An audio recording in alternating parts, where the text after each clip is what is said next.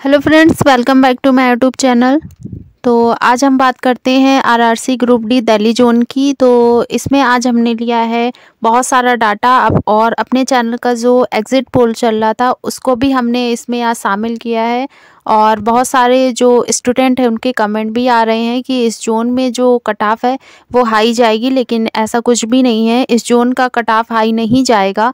Previous year का cut off high था, लेकिन इस बार का जो कट ऑफ है आपका ये हाई बिल्कुल नहीं जाएगा, ऐसा बिल्कुल ना सोचिए। और उसके बाद फिर आपका जो नॉर्मलाइजेशन है, नॉर्मलाइजेशन के बाद जो नंबर आपके बढ़ेंगे, आपके 30 या 25 इतने भी नंबर बढ़ सकते हैं, और उसके बाद आपके 10 या 15 भी नंबर बढ़ सकते हैं। तो ये आपका डिपेंड करेगा कि आप किस शिफ्ट का एग्ज़ाम इजी था और किस शिफ्ट का एग्ज़ाम आपका बिल्कुल हाई था। तो यह आपका डिपेंड करेगा आपके शिफ्ट वाइज एग्ज़ाम से। तो इस हिसाब से आपका नॉर्मलाइजेशन होगा। हमारे चैनल पे जो एग्जिट पोल था उसमें हम बात करते हैं RRC group D new Delhi zone after answer की योर स्कोर। तो इसमें हमें जो रिस्पांस मिला है ये 45 से 50 जो इस रो मार्क्स आ रहे हैं ये 40% है। 50 से 55 की बात करें तो इसमें जो रो मार्क्स आ रहे हैं इसमें सिर्फ 16% ही आया। और 55 से 60 की बात करें तो इसमें आया आपका 14%। और 60 से 65 की बात करें तो इसमें आपका जो रो मार्क्स आया ये 12% का ही आया। और 65 से 70 की बात करें तो इसमें जो रो मार्क्स आया ये आपका आया 19%। तो सबसे ज़्यादा जो आपका रो मार्क्स आया ये आया है आपका 45 से 50 के बीच में 40% का। और 65 जो 70 के बीच में आ रहा है ये आ रहा है आपका 19%। तो इस हिसाब से आपका जो फाइनल कट ऑफ है ये आपका लो ही जाएगा, 60 प्लस ही जाएगा। और इसमें भी आपका -2 नंबर भी माइनस हो जाएगा, तो इससे ज़्यादा आपका कट ऑफ नहीं जाएगा। बात करते हैं डिटेल वैकेंसी की। तो आपका जो न्यू दिल्ली जोन है, नॉर्थ रेलवे न्यू दिल्ली, तो इसमें जो आपकी जनरल की वैकेंसी ये है आपकी 5144। और एससी कैटेगरी की बात करें तो एससी कैटेगरी में आपकी जो वैकेंसी है ये है 2017। और एसटी कैटेगरी की बात करें तो आपकी वैकेंसी है 1031। और ओबीसी की बात करें तो इसमें आपकी वैकेंसी है 3644। और ईडब्ल्यूएस की बात करें तो इसमें आपकी वैकेंसी है 1217। और टोटल वैकेंसी की बात करें तो आपकी जो टोटल वैकेंसी है 13,153। तो ये आपकी है न्यू दिल्ली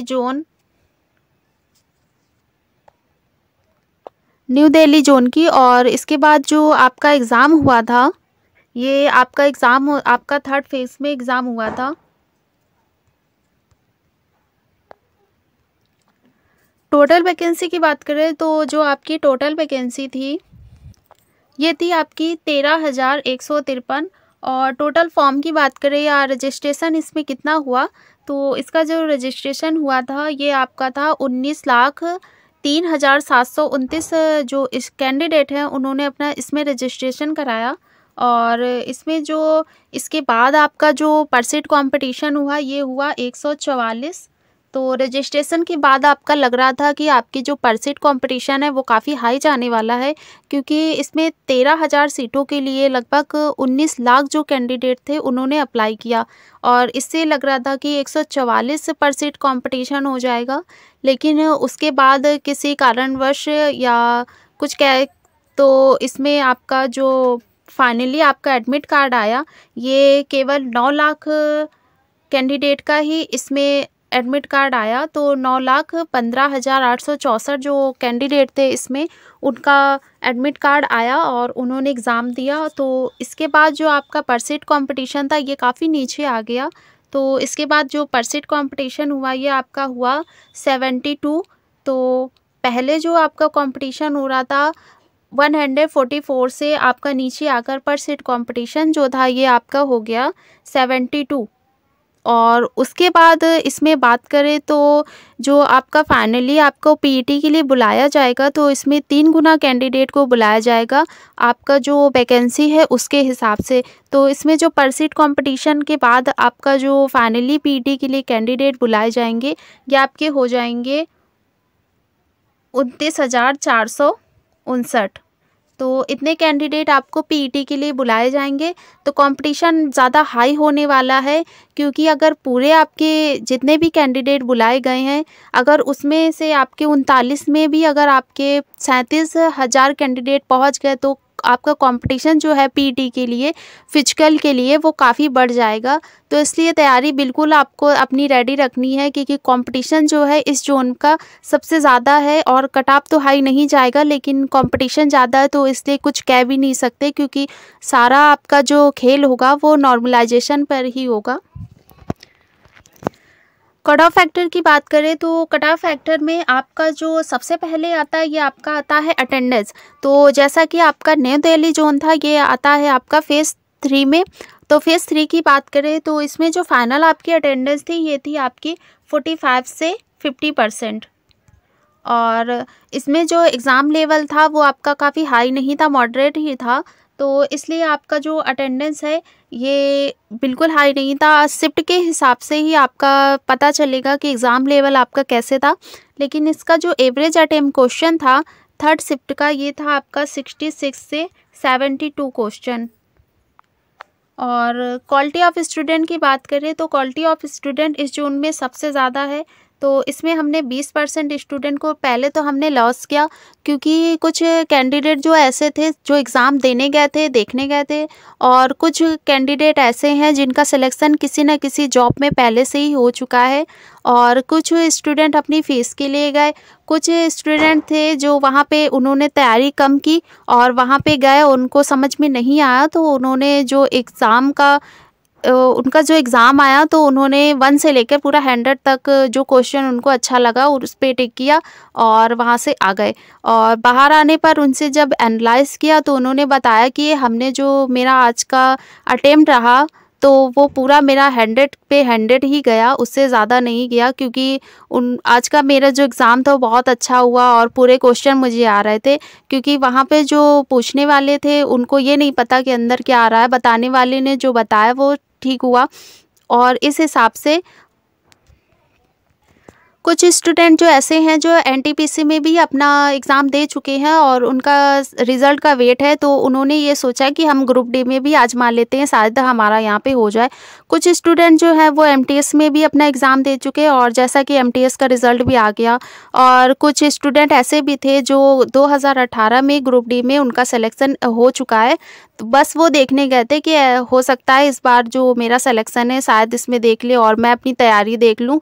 तो इस हिसाब से जो क्वालिटी ऑफ स्टूडेंट है वो इसीलिए बढ़ गया, क्योंकि जो एडमिट कार्ड आया इसीलिए ज़्यादा आया। और वहाँ पे आपका जो रो मार्क्स आया उसके बाद आफ्टर आंसर की के बाद जो आपका रो मार्क्स आया वो इसीलिए घट गया, क्योंकि स्टूडेंट ने वहाँ जो करके आए थे उनका पूरा गलत हो गया। तो उसमें जो माइनस मार्किंग हुई, माइनस मार्किंग बाद जो उनका राइट आंसर हुआ उसके भी उनको माइनस मार्किंग में नंबर ऐड करके नंबर उनके घटा दिए गए। तो इसलिए आपका जो न्यू दिल्ली जोन है इसमें जो आपका रो मार्क्स था ये काफ़ी कम हो गया।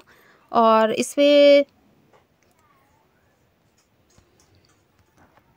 नॉर्मलाइजेशन की बात करें तो न्यू दिल्ली जोन में जो आपका नॉर्मलाइजेशन है 2018 में आपका लगभग 15 से 20 और 20 से 25 नंबर तक आपके नॉर्मलाइजेशन में दिए गए थे। और इस बार का जो नॉर्मलाइजेशन है ये आपका परसेंटाइल में होगा। तो नॉर्मलाइजेशन सारा गेम आपका जो पूरा गेम खेलेगा, सबसे ज़्यादा आपका नॉर्मलाइजेशन ही गेम खेलेगा, क्योंकि कोई नहीं बता सकता है कि फाइनल नॉर्मलाइजेशन में किस हिसाब से आपको नंबर दिए जाएंगे, कितने दिए जाएंगे।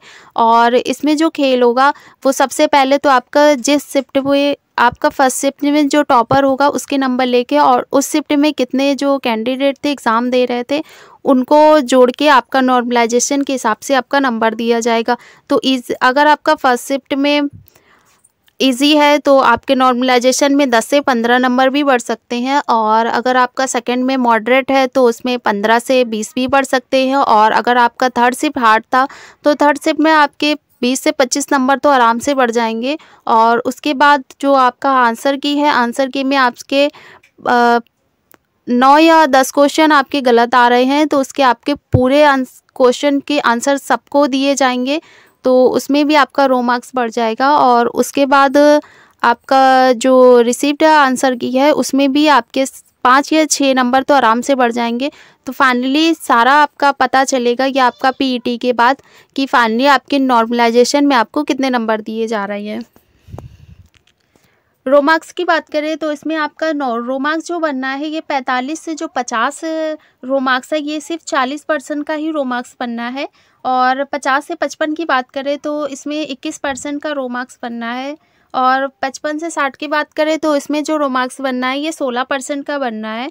और 60 से 65 की बात करें तो इसमें 11% रो मार्क्स बनना है।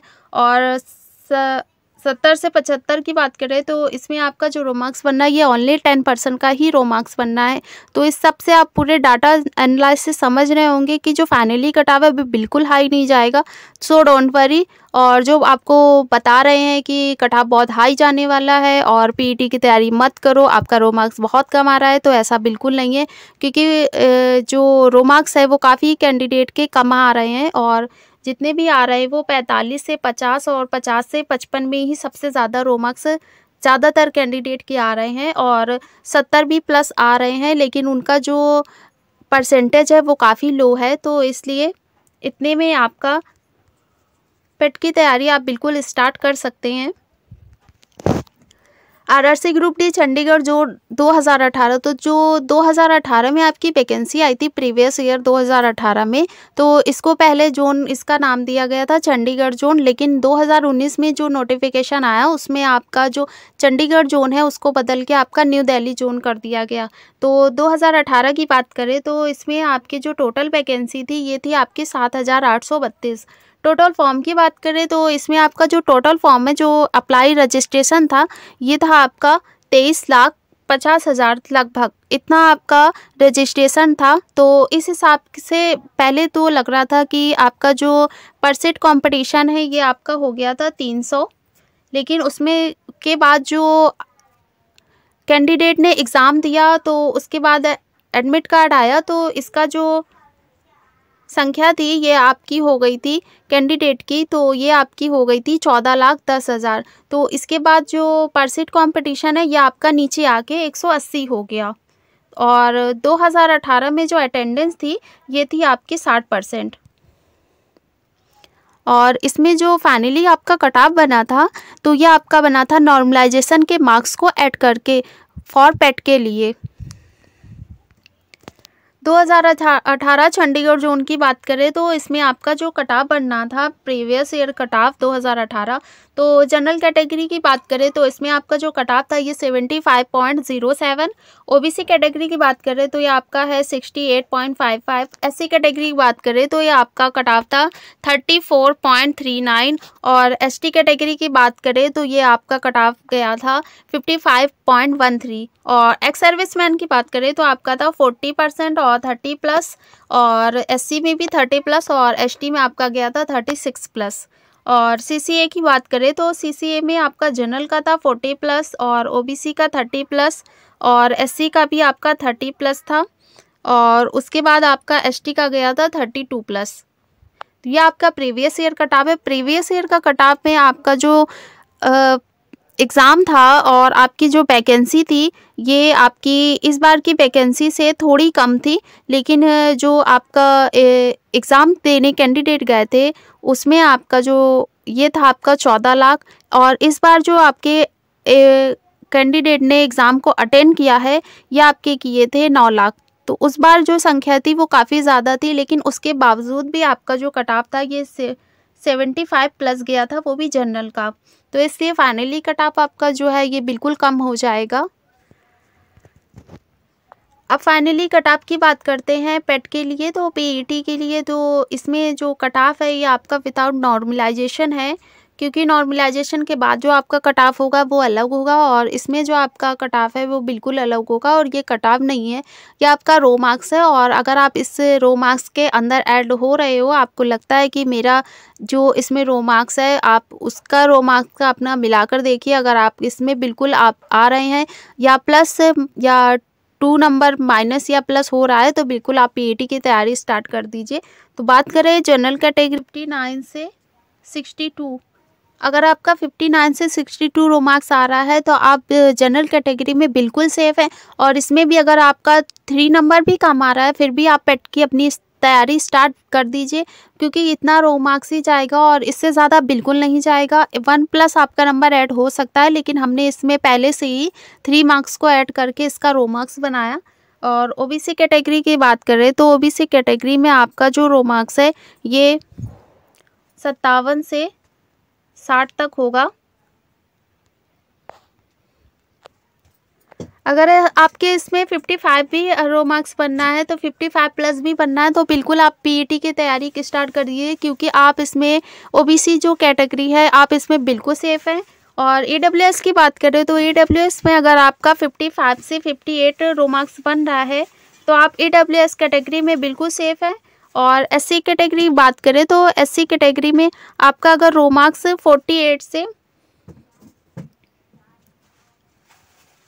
52 बन रहा है तो आप बिल्कुल एससी कैटेगरी में सेफ हैं। और एसटी कैटेगरी की बात करें तो इसमें अगर आपका रो मार्क्स 46 से 50 भी बन रहा है तो आप बिल्कुल सेफ हैं और इससे ज़्यादा आपका रो मार्क्स नहीं जाएगा।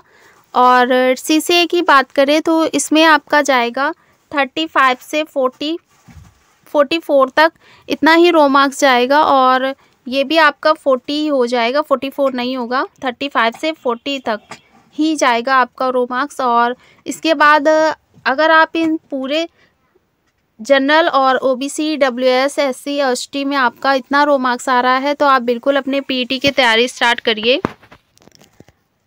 रिज़ल्ट की बात करें तो रिज़ल्ट आपका जो नवंबर है, नवंबर के 1st या 2nd वीक में आपका रिज़ल्ट आने की पूरे चांसेस बन रहे हैं, क्योंकि जैसा आरटीआई का रिप्लाई आ रहा है और बहुत सारे जो नोटिफिकेशन आ रहे हैं उसके बाद लग रहा है कि रिज़ल्ट आपका नवंबर 1st या 2nd वीक तक बिल्कुल आ जाएगा। तो इसलिए बिल्कुल पीईटी की तैयारी अभी से स्टार्ट कर दीजिए, क्योंकि फिजिकल के लिए आपको 1 मंथ का ही टाइम दिया जाएगा, 1 मंथ से ज़्यादा आपको टाइम नहीं दिया जाएगा। और अगर आपको हमारे इस वीडियो में किसी भी प्रकार की प्रॉब्लम हो तो हमें कमेंट करके बताइएगा। और वीडियो कैसा लगा आप इसका भी कमेंट करिएगा। और आपके रो मार्क्स कितने बनने हैं न्यू दिल्ली जोन में, आप हमें कमेंट करके बताइए। और हमारे चैनल पर नए हैं तो प्लीज़ चैनल को लाइक शेयर और सब्सक्राइब भी करिएगा।